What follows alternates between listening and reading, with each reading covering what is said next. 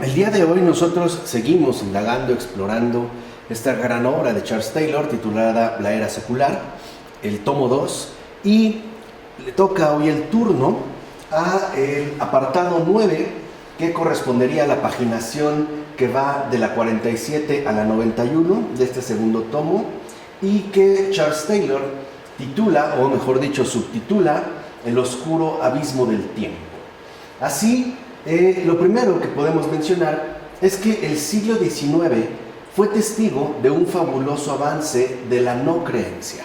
Ahí ya hay una referencia contextual que nos puede a nosotros ayudar a mantener una orientación de contexto. Esto significa, ante todo, que se concibieron nuevas posiciones, nuevos nichos o espacios para la no creencia. En cierto sentido, el giro hacia la no creencia a mediados o finales del siglo XIX es algo más profundo que lo ocurrido en el siglo XVIII, ya que las perspectivas no creyentes estaban ancladas más profundamente en el universo vital y el trasfondo de la realidad de la gente de este siglo que en el de sus predecesores. No, este es, digamos, en un primer momento lo que Charles Taylor pretende destacar y sobre todo en lo que pretende indagar. Y esto, sostiene Taylor, se puede apreciar en varios aspectos, aunque señalaremos ante todo dos. El primero es este. Consiste en el hecho de que el desplazamiento del cosmos hacia el universo ha progresado mucho más. Recordemos que ciertamente el paso de cosmos a universo significa que la forma de imaginar el mundo cambió. No, esta es, digamos, como la idea central que aquí se pretende reflejar. Hay un cambio sustancial en el sentido de que ahora las personas en general tienden a entender una cosa diferente cuando hablan, por ejemplo, ya de universo, y se ha ido como deteriorando o ha caído en desuso la carga semántica o significativa que de hecho había poseído hasta este momento el término cosmos. Lo que vemos es que por un lado pasamos pues de un mundo encantado, habitado por fuerzas y espíritus, que en efecto correspondería con el cosmos, a otro más bien desencantado. El universo pues entendido como una especie de mecanismo cuya marcha responde a ciertas leyes dadas ya, de tal manera que en el universo lo entenderíamos pues como una puesta en marcha de un mecanismo en el cual ya no intervienen ni harían acto de presencia todos aquellos aspectos que sí estaban presentes al hablar de cosmos. Pero por otra parte, y es lo que quizás sea todavía más importante y relevante, hemos pasado de un mundo que está comprendido dentro de ciertos límites y de hecho es estático, a otro que es inmenso, parece infinito y se encuentra en mitad de una evolución que se extiende a lo largo de muchísimos siglos. Ahora, en este segundo punto, que es justo lo que menciona Taylor como lo más destacable, lo que más llamaría la atención es que este paso de cosmos a universo no solo implica o involucra el hecho de que se acentuara el desencantamiento o este proceso de desencantamiento, sino sobre todo que ahora la comprensión del mundo en términos de universo tenía una implicación, o tuvo más bien una implicación radical y profunda con respecto a la cuestión misma del tiempo. De hecho, en este caso, como menciona Taylor, los límites se fijaron en el tiempo. O sea, ahora, mientras en el cosmos hay un espacio definido en tanto una creación ciertamente finita y por lo tanto también estática, es decir, en el hecho de que ya está dada por completo, la noción de universo involucra, por el contrario, un proceso que tendría que ser en todo caso asumido desde una perspectiva temporal. Y podemos ver que en efecto, antes incluso de que el espíritu científico moderno llevara a los teólogos a calcular exactamente cuándo había tenido lugar la creación, ¿no? A las 6 de la tarde del 22 de octubre del año 4004 a.C., según el arzobispo James Ussher, por ejemplo, ya se había dado forma a las profundidades del pasado mediante el drama divino humano desarrollado en él. Pero esto significaba que los límites estaban fijados con la variedad. Es decir, el mundo que vemos es el mundo que creó Dios, con las mismas especies de animales terrestres, aves y peces. En ese sentido se entendía el cosmos como algo estático. De tal manera se comprendía que el mundo en este caso siempre ha estado habitado por estas criaturas animadas, aun cuando siempre haya sido también hogar de los seres humanos. O sea, había ya, digamos, una fijación dada para comprender este cosmos. En el momento en el que Dios ha creado el mundo y a los seres que en este mundo habitan, los había creado tal y como son.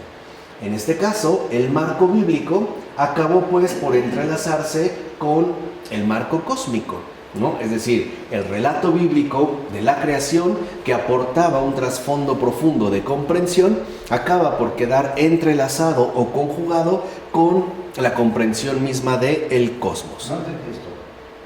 ¿Qué quiere decir esto? Sí, o sea, lo que quiere decir, en síntesis, es que partiendo del relato bíblico se habla de una creación.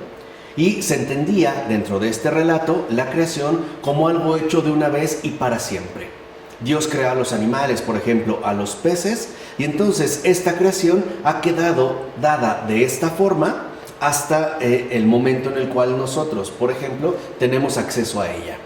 O sea, no partió, digamos, de un marco evolutivo, ¿no?, que iría de algo indeterminado hasta adquirir la determinada forma actual, como propondría, por ejemplo, la marcha del universo en el sentido opuesto al cosmos. Por ejemplo, en el sentido evolutivo, las especies que hoy nosotros contemplamos han sido producto de todo un proceso de evolución. E incluso, ¿no?, siguiendo esta misma línea, se esperaría que estas especies terminaran evolucionando de maneras muy distintas. Esto no cabía en el caso del cosmos. O sea, por decirlo de otra manera, en este entrelazarse del marco bíblico, un león siempre ha sido un león. Se había mantenido justamente en la línea dada por su creador. Por eso no había problemas al quedar entrelazado el marco bíblico, o sea, el relato bíblico, con la comprensión misma del cosmos. Ahora, y esto es lo que cabría la pena resaltar, este marco de origen bíblico también sustentaba un determinado tipo de interpretación del mundo, o sea, la interpretación de las cosas como signos, y además como signos que nos dirigen a Dios, afianza a corto plazo la fijeza del cosmos a su propia escala. Dicho de otra manera, el cosmos está plenamente definido en términos de fijeza porque todos, digamos, los elementos que forman parte de la creación, en efecto, apuntan hacia el Creador. De tal manera que, en este caso, el mundo, pues, que nos rodea, es un acto de habla de Dios, ¿no? El mundo, la creación entera, nos habla de Dios. Y en el contexto del relato bíblico, esto parecía no dejar espacio a ningún otro relato más que de hecho ya estaba normalizado. O sea, que el mundo, tal como lo vemos, surgió en primera instancia de la mano de Dios. Y esta era, digamos, la interpretación de fondo que sustentaba el entrelazamiento tanto del marco bíblico con la comprensión propia del cosmos. O sea, no era tanto que se pensara que las cosas habían estado así plenamente dadas, sino que de fondo esta continuidad es lo que quedaba sustentada en el hecho del acto creativo. O sea, en último término, aunque la creación pudiera adoptar, digamos, una cierta serie de modificaciones o incluso una cierta serie de transformaciones, el elemento seguro que en efecto no se prestaba para nada al cambio era el hecho de que esta creación era obra de Dios, es decir, que había sido algo creado por Dios. Entonces, así pues, más allá de los índices de cambio y de las desconcertantes diferencias, deben encontrarse los límites establecidos en la misma creación original. O sea, no tendría por qué buscarse algún tipo de alternativa que nos diera una referencia de comprensión, en este caso, por completo diferente. Dicho de otra manera, es la creación misma, al ser obra de Dios, o sea, una obra salida de las manos de Dios, la que nos permite precisamente comprender a la creación original. Pero esta interpretación en su conjunto, definida por este sentido de los límites, ha sido arrasada. Nuestra idea del universo está ahora definida con precisión por la inmensidad y lo insondable, que de hecho correspondería con la inmensidad del espacio y sobre todo del tiempo. Por ejemplo, hoy cuando hablamos del universo, tendemos a hacer una especie de medición, o más bien una tentativa de aproximación a través de hablar de años luz. Entonces, cuando se hablan, por ejemplo, de galaxias ciertamente próximas, establecen a miles de millones de años luz, lo cual parecía que desborda cualquier fijeza que pudiera tener justo este tipo de creación. O sea, ahora pensamos en un universo cuyo límite ya no nos resulta, ya no solo alcanzable, ni siquiera en este caso comprensible, ¿no? Se ha roto la fijeza y entonces queda una especie de universo abierto, que de cierta manera nosotros podríamos considerar infinito, lo cual dirige ahora nuestra atención hacia la inconmensurabilidad de aquella larga secuencia de cambios, ¿no? Que es la manera en la cual ahora ciertamente tendemos a expresarnos. Por ejemplo, diciendo hace miles de millones de años, o hace miles de millones de años, a partir de los cuales evolucionan todas las formas actuales. Por supuesto, todas las formas, tanto animadas como inanimadas. O sea, al concebirse el universo como algo literalmente ateo, ¿no? En un sentido filológico, o sea, carente de Dios, ya no se reconoce un principio a partir del cual haya surgido, sino que se apunta a una indeterminación de fondo que no sería, en este caso, posible precisar con exactitud. Es más, ni siquiera tendríamos la certeza de que este universo haya tenido un principio inicial. Simplemente, por decirlo así, se pierde, ¿no? Se pierde en ese remoto y oscuro pasado que ya nosotros no podemos alcanzar a medir, ¿no? Que es lo que expresa la inconmensurabilidad. O sea, la imposibilidad que tenemos nosotros de establecer una determinada medida. Justo lo que no tiene precedente en la historia de la humanidad es que entonces ya no hay una idea clara y evidente de que esta inmensidad esté modelada y limitada por un plan previo, en pocas palabras, por un creador. Simplemente se difumina, ¿no? Termina difuminándose en una lejanía que nosotros ya no, o ante la cual nosotros no tendríamos ni siquiera una referencia más o menos fija, más o menos estable. Se le ha roto su límite. En pocas palabras, no sabemos cuándo comienza y por ende tampoco sabemos cuándo termina, ¿no? Los límites han quedado en este caso difuminados. De hecho, puede decirse que nuestra actual idea de las cosas no consigue tocar fondo en ninguna parte. Y esta es una idea bastante central. O sea, si nos queremos remontar al origen del universo, definitivamente no encontramos un sustento sólido en el cual pudiéramos nosotros establecer un determinado tipo de fijeza.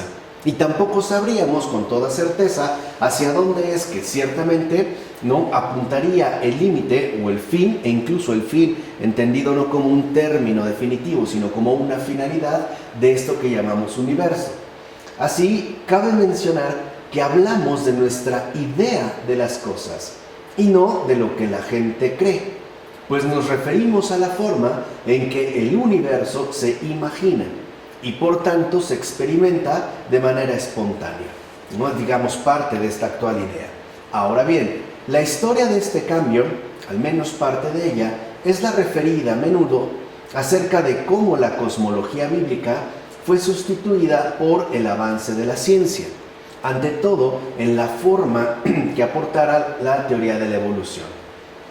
Es cierto que el descubrimiento científico desempeña un papel sobresaliente y decisivo en la transformación, pero el problema con este tipo de relato es que explica que una teoría desplazó a otra sin que diga algo acerca de cómo se ha transformado nuestra idea de las cosas. O sea, nuestro imaginario cósmico, es decir, la totalidad de nuestro trasfondo de interpretación y nuestra forma de sentir y experimentar el mundo.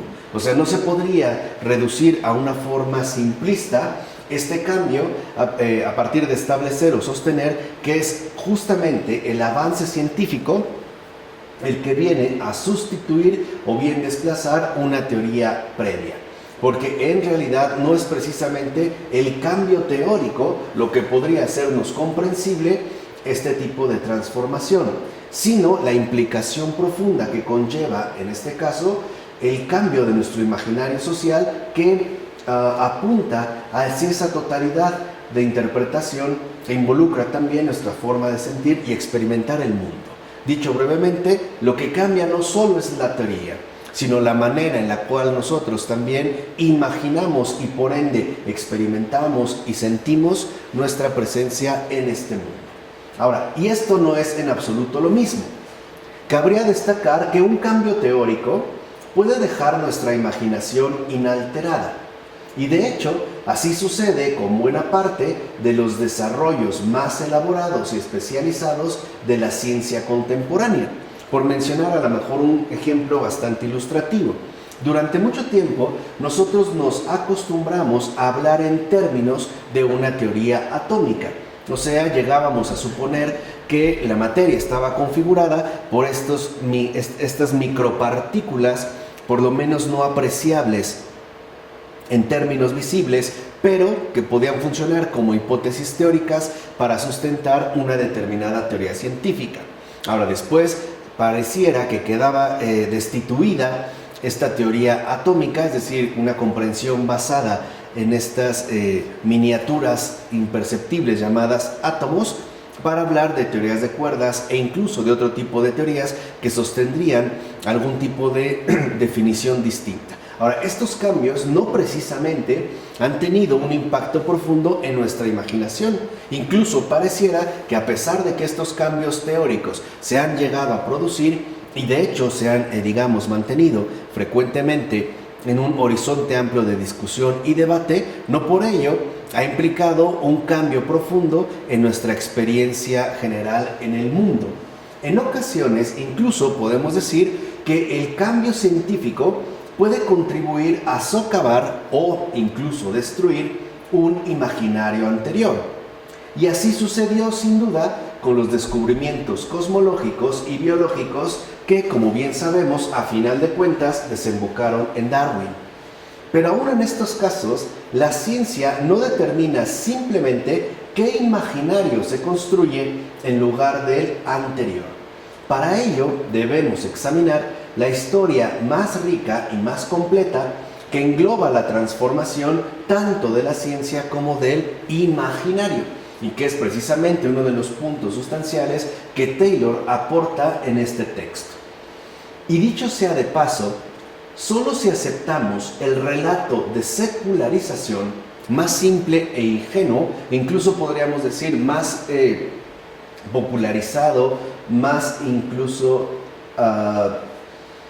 distribuido, que sostiene que la ciencia por sí sola determina la no creencia actual, somos capaces de imaginar incluso que podemos rechazar la historia más completa, lo cual ciertamente distaría mucho de ser una explicación satisfactoria.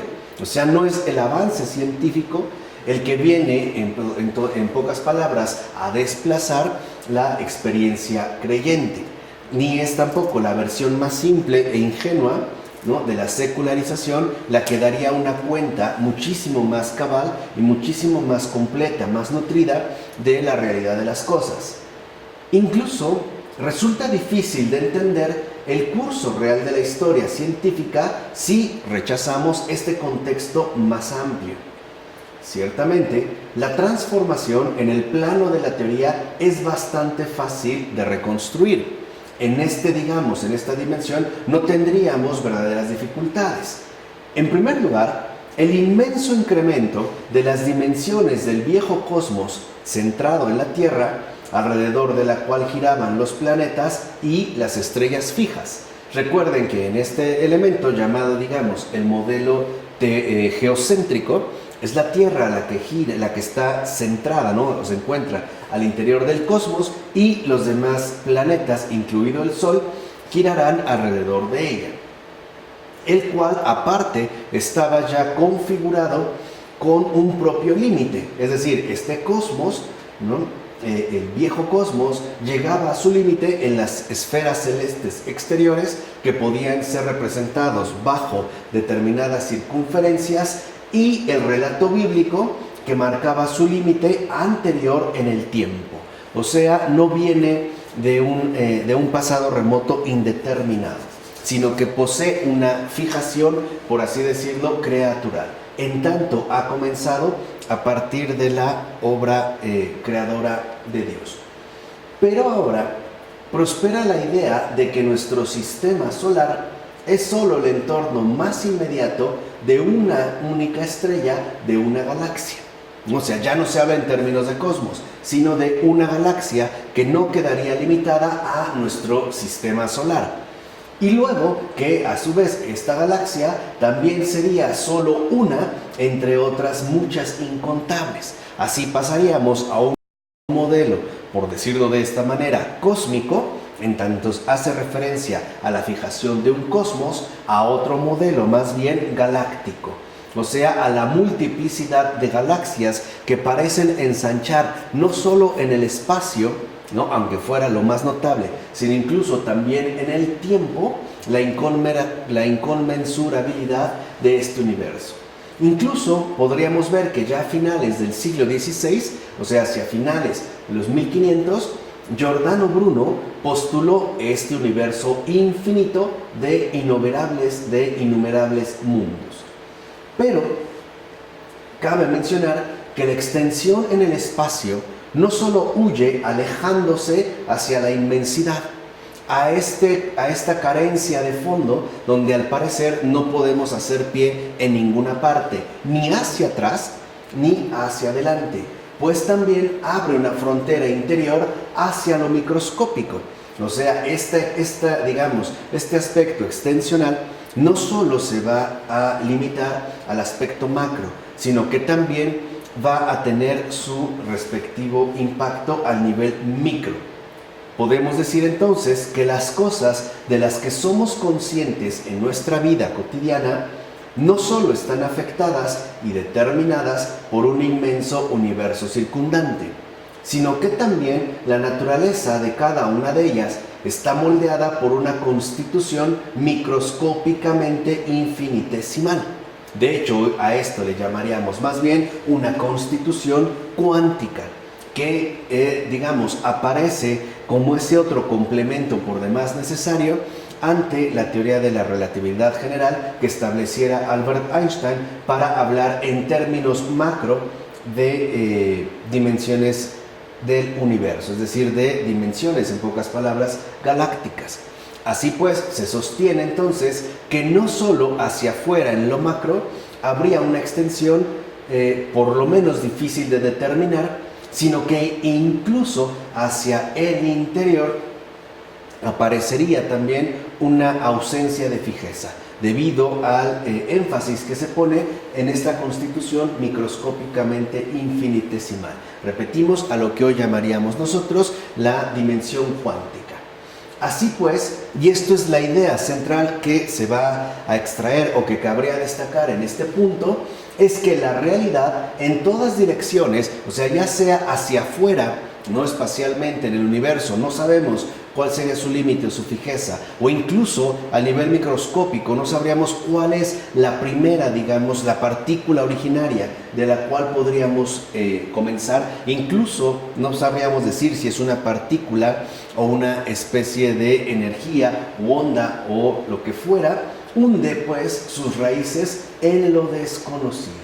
Ahora, es esta idea, y es justo lo más importante que habría que tener en cuenta, ¿no?, de que la realidad en todas direcciones hunde sus raíces en lo desconocido, la que define la comprensión del mundo como universo y ya no como cosmos.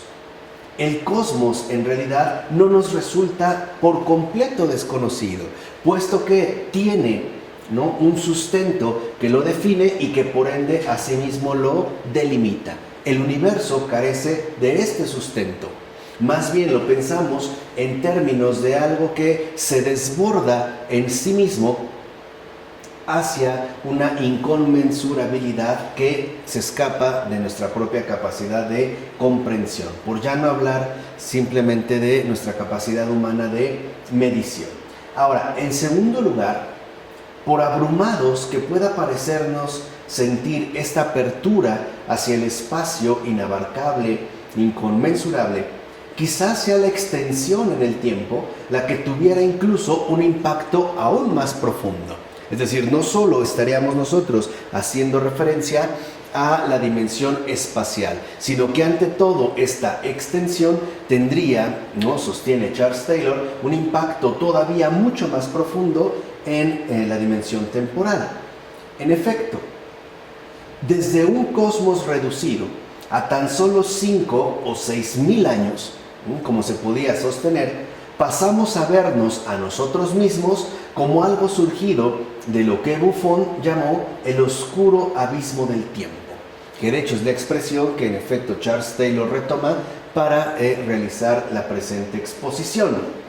Y esta imagen del oscuro abismo del tiempo, deslumbrante, obtiene su fuerza de este hecho, de que la inmensa extensión de tiempo que queda a nuestras espaldas, a diferencia de las extensiones de espacio que nos rodean, oculta el proceso de nuestra génesis, es decir, de nuestro llegar a ser. Aquí estaría pues el meollo del impacto más profundo que ha tenido esta ausencia de fijación, es decir, este desplazamiento indefinido. En pocas palabras, ante este avance de una inconmensurabilidad, no solo espacial, sino sobre todo temporal, empieza a quedar cada vez más desdibujado el verdadero principio del cual nosotros hemos provenido. Vamos, de ese inicio fundamental del cual ha brotado absolutamente todo. Se ha ido, ¿no?, a un abismo que para nosotros nos resulta ya inalcanzable. Así pues, es más sencillo, ¿no?, a través de hacer un desplazamiento temporalmente indefinido, ocultar de manera gradual el proceso propio de nuestra génesis. Es decir, eclipsar el acto mismo de creación, que nos lleva pues hacia un pasado que definitivamente se encuentra ya completamente fuera de nuestro alcance. Y no solo me refiero en términos fácticos, sino sobre todo también en términos intelectuales. Nuestra capacidad pues de intelección queda asimismo desbordada por esa inmensa extensión de tiempo que en todo caso quedaría a nuestras espaldas. ¿De dónde provenimos? Realmente no lo sabríamos decir. E incluso los innumerables siglos de tiempo que quedan atrás de nosotros están asimismo en la oscuridad en otro sentido. Al tratar de explorarlos, encontramos la penumbra de nuestro propio amanecer y luego, más allá, la noche de la que emergimos nosotros, los animales conscientes portadores de luz, es decir, en último término de razón. Así dicho brevemente, y este es el rasgo fundamental de este ocultamiento, es decir, de esta oscuridad. El pasado remoto se oscurece, cae en tinieblas.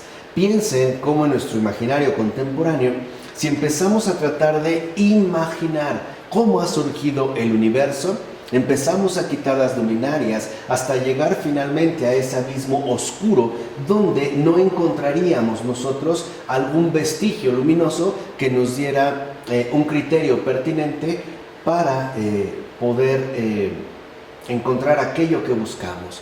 Y esto ocurre justamente porque el rayo de luz de la narración bíblica del Génesis desaparece de nuestro panorama. Es decir, se quita la luz y en efecto todo irá quedando cada vez más y más oscuro. ¿no? En esa extensión remota que nos desborda y que en último término acabará hundiéndose en el abismo. Sí, el pasado remoto se oscurece. Ahora, es oscuro por insondable. No tenemos nosotros ningún límite o fijación que nos permita establecer el orden de lo creado. Se hunde en ese abismo cuyo registro no puede ser dado. Es decir, se desborda en una inconmensurabilidad que escapa a toda posibilidad de alumbramiento, es decir, de luz. Pero también podemos decir que está oscuro porque precede a la aparición de la luz que conocemos, o sea, a la atención consciente de las cosas, y que en este caso remitiría en último término al énfasis antropocéntrico. Ahí no hay un hombre que hiciera acto de presencia, ¿no? Al menos que estableciera un momento de conciencia iluminadora. Así pues, siguiendo esta línea, los seres humanos han dejado de ser miembros titulares del cosmos. Ahora ocupan simplemente una estrecha franja, insignificante de hecho, del tiempo, pues su aparición dataría de un tiempo relativamente reciente con respecto al conjunto del universo. Así entonces se minimiza la presencia del hombre dentro de este universo y se maximiza, ¿no?, la extensión temporalmente indefinida que de hecho lo definiría, al menos en estos términos teóricos. Ahora, esto trajo consigo una segunda categoría de cambio. Las ideas anteriores del cosmos consideraban que el mundo era fijo, es decir, invariable, ¿no? Hay un principio que se ha mantenido, en tanto un criterio que rige la permanencia de lo creado. Pero, por el contrario, nuestra conciencia del universo está dominada por la idea de que las cosas evolucionan, o sea, a partir de un fondo oscuro e insondable. ¿De dónde venimos? No lo sabemos. Ciertamente, hacia dónde nos dirigimos, tampoco lo sabemos. Dicho de otra manera, no sabemos en realidad ni de dónde venimos, ni hacia dónde es que realmente nos dirigimos, puesto que para nosotros las cosas evolucionan y también terminan siendo imposibles de determinar, de fijar en esa proyección remota que en todo caso apuntaría hacia el futuro. De hecho, el proceso evolutivo, ¿no?, puede decirse que es tan vasto y arduo de sondear como el mismo abismo del tiempo en el que se desplegó. Aquí es donde podrían concordar e ir ambos de la mano. A su vez, podemos dividir esta categoría de cambio en dos subclases, lo cual nos ayuda también a tener más claridad acerca de este aspecto. Primero, llegar a ver el mundo en que vivimos como algo evolucionado a partir de un estado anterior. Y dos, llegar a ver las formas de vida que hay en él y en particular la vida humana como algo asimismo evolutivo y cambiante, que en efecto han tenido un impacto poderoso en la configuración del imaginario social moderno. La transformación de la perspectiva desde un cosmos limitado y fijo hacia un universo vasto y en evolución arranca a principios del siglo XVIII y se completa esencialmente a principios del siglo XIX. Si lo vemos, pues, más o menos el tiempo de gestación que duró para completarse finalmente esta transformación de perspectiva es de un siglo. Aunque, en efecto, el punto ya final y definitivo podría establecerse con la publicación en 1859 de El origen de las especies de Darwin, que va a promover, ¿no?, el establecimiento de esta perspectiva modificada, apelando, ¿no?, a el cambio en estas dos subclases que hemos acabado de mencionar. Así, podemos contemplar esto como la clásica historia de éxito en la que el intento responsable de explicar los hechos triunfa en última instancia sobre la fe tradicional y autorizada, que es, digamos, como la versión más extendida al momento de tratar de entender qué sucedió. Ahora, hay algo de cierto en ello, por cuanto ciertos descubrimientos eran difíciles de asimilar al relato bíblico tradicional. Por supuesto, si este era a su vez entendido en términos de explicación de hechos comprobables y verificables, que de entrada y naturalmente sabemos no se trata de ello, no se trata de explicar, sino de revelar, lo cual involucraría a un proceso de comprensión profunda y por ende de comunión con la verdad. No solo tratar de subsumir, en este caso el relato bíblico, a las exigencias impuestas por el método científico. Además, el descubrimiento del nuevo mundo, de nuevos pueblos y culturas, y también de especies animales desconocidas, fue difícil de conjugar con la historia del diluvio. Por ejemplo, ¿cuál sería, digamos, uno de los planteamientos dados? Si todos los seres humanos y animales actuales descienden de los que sobrevivieron en el arca, ¿cómo llegaron a América? Tal vez los seres humanos pudieron hacerlo navegando, pero ¿y los alces? Eran, digamos, aspectos que se planteaban en términos fácticos, como si estuviéramos hablando de hechos netamente comprobables y verificables, de acuerdo con la certeza de un verdadero descubrimiento científico. Ahora bien, lo que hacía falta para que estos hechos pudieran ser portadores de frutos científicos eran dos cosas. En un primer lugar, la disponibilidad de marcos alternativos de comprensión y segundo, el declive de la vigencia de las ideas del antiguo cosmos en la imaginación. Ahora, lo primero, es decir, la disponibilidad ya de marcos alternativos de comprensión, era una idea que ya existía. En el mundo antiguo, por ejemplo, Lucrecio presentó una imagen evolutiva compuesta de animales y seres humanos que surgían de la Tierra por generación espontánea.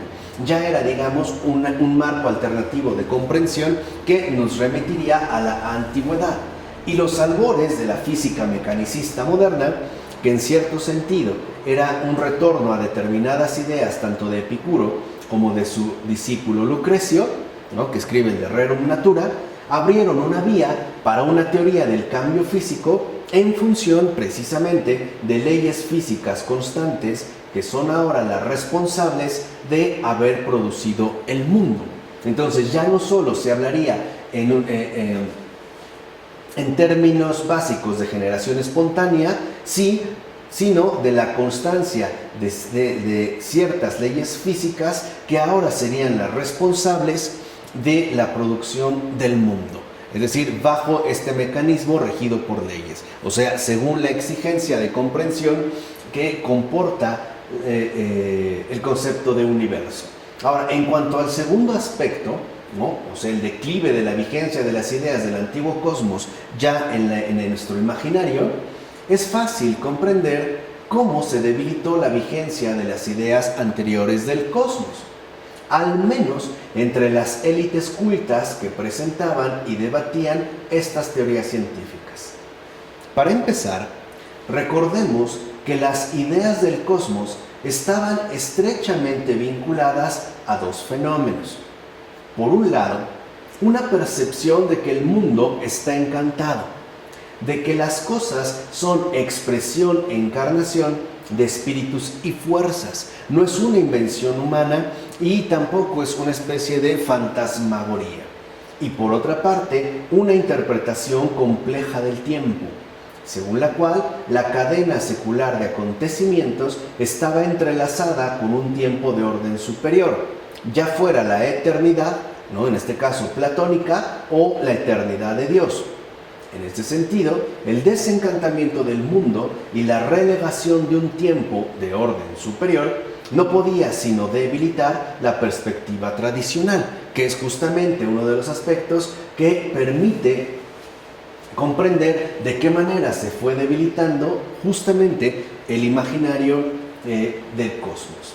Así, una vez que las personas empezaron a vivir cada vez más en un tiempo netamente secular, es decir, sin referencia alguna a algún tipo de orden superior, y cuando de igual manera la eternidad de Dios y el consiguiente lapso de la creación se convierten en una mera creencia, a veces digamos degradadas a una mera hipótesis, incluso por muy respaldada que esté por argumentos, la imaginación puede ser empujada fácilmente hacia otras formas de explicar los hechos, aunque en este caso también se quieran realizar esas otras alternativas para explicar los hechos religiosos, es decir, entendidos los hechos como estos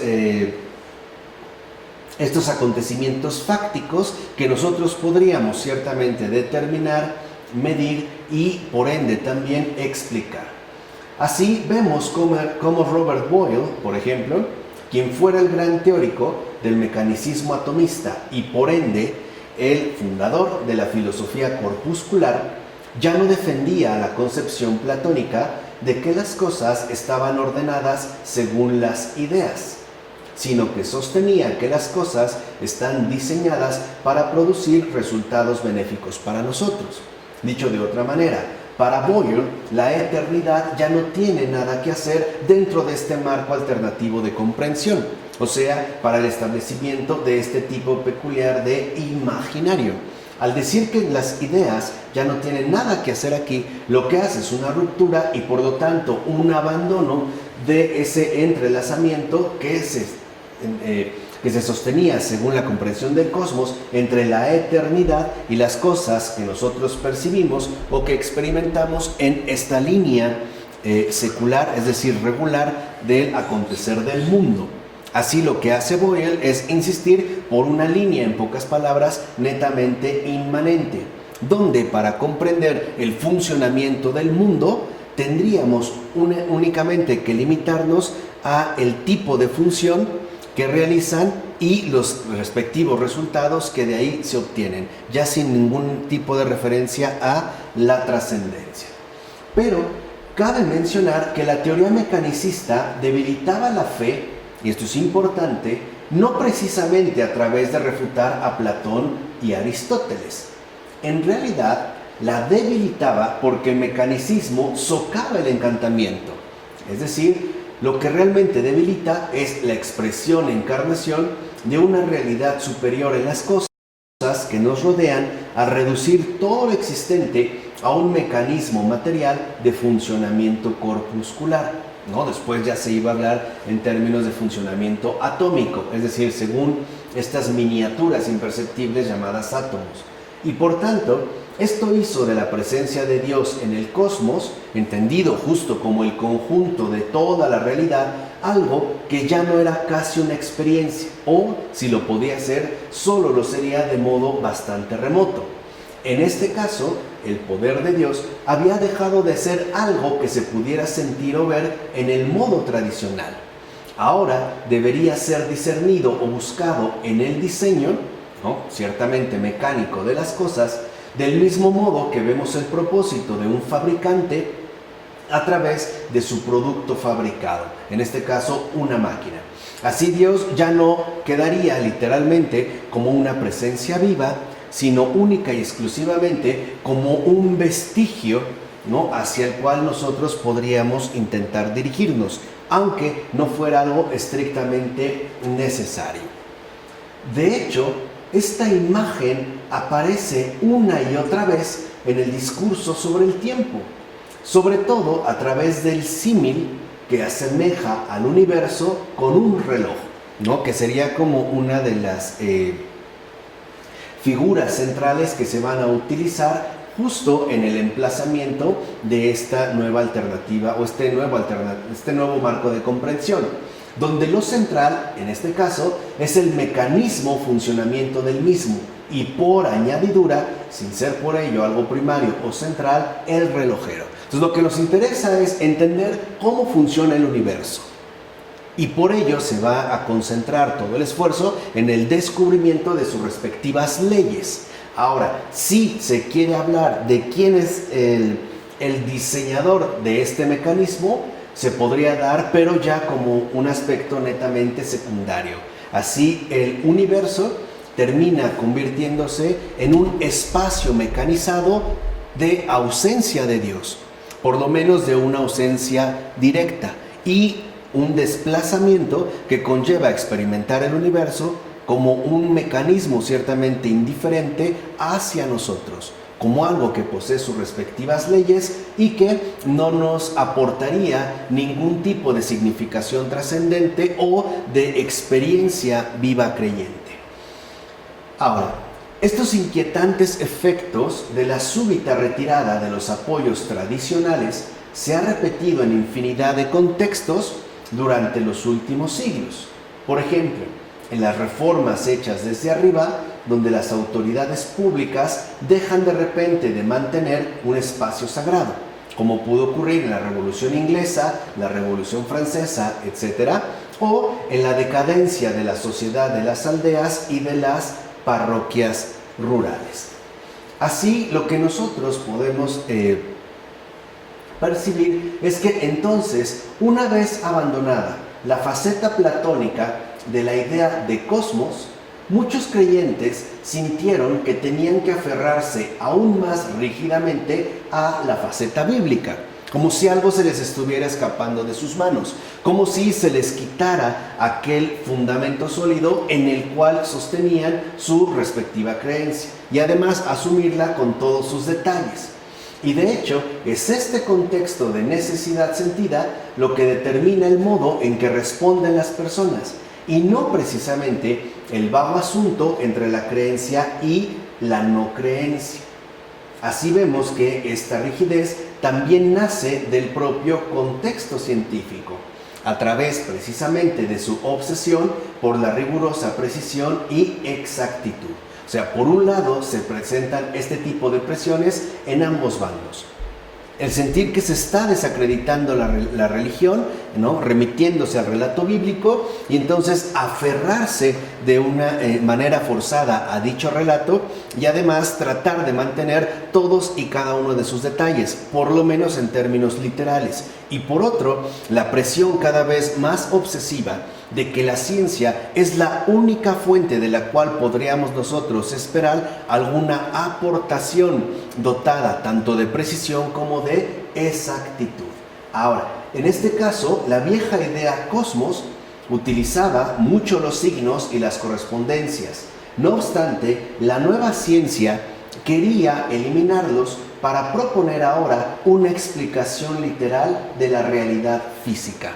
Así como se había rechazado la literalidad del relato bíblico, ¿no?, de parte de la ciencia, ahora se quiere imponer la literalidad de sus propias explicaciones en términos físicos, es decir, en términos netamente fácticos. Una proposición de explicación literal de la realidad física que, como podremos ver nosotros en la siguiente ocasión, también posee sus propias y peculiares connotaciones.